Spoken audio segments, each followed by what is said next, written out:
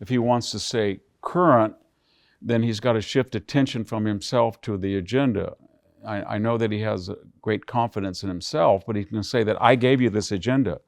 And everybody seems to agree that we have to restore the industrial capacity of the United States. We've got to be tough on China. We've got to have a border that's secure.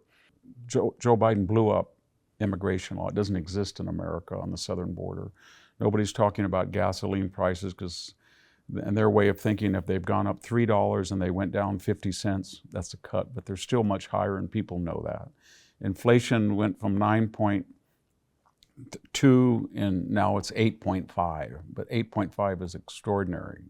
So they don't want to talk about those issues, so what are they doing? So we had the January 6th commission, of which there was no Republican on the committee who did not vote to impeach Donald Trump or who had a political future. If he takes the third alternative, and that's what you hinted at, and he keeps dwelling on the injustices that were done to him, he's kind of like a Sophoclean Ajax, where the entire play is about all the wrongs that people did to Ajax, all of which were legitimate criticism. Everything he says has legitimate grounds, but it doesn't matter now. The matter is the future of the United States and the world. Yeah. And so it really is that big, isn't it, yes. Victor? The problem is he's put himself into a paradox where the effort to get justice, even if he were to achieve it, would be such a distraction and such controversy that his agenda would be overshadowed. And there's people all over the United States that need that agenda.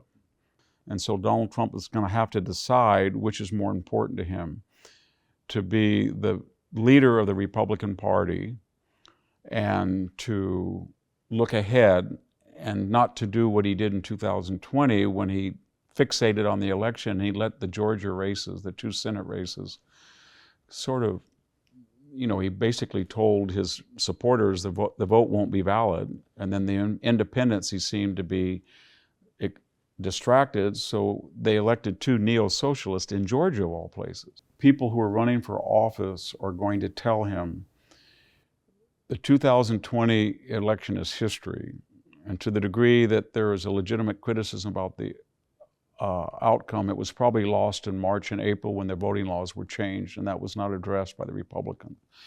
And right now we need to look at the future. And each moment that you go back there, you play into the fake narrative of an insurrection and fascism, and that's what they want you to do.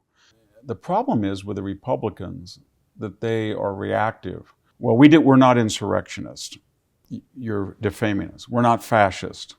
You shouldn't have raided. This is terrible. So they're reacting in a news cycle to these melodramas that are concocted. And it's taken a lot of momentum, at least, out of them. I don't think it'll change, but at some point, some adult in the Republican Party is going to have to say, do your worst, and we're going to do our best. We're going to have a national agenda, and it's going to be the antithesis of this disastrous 2 years, and we're all going to be on the same page, and this is what we're going to run on, and I think they'll be okay.